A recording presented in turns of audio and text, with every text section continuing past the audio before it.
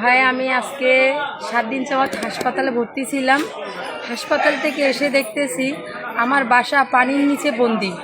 আমি বাসার থেকে কোনো একটা মাল বাই করতে পারি নাই। এই যে সামনে একটা নতুন বিল্ডিং উঠাচ্ছে, ওইখানে আমি শুধু রাতটা থাকার জন্য আশ্রয়টা নিছি।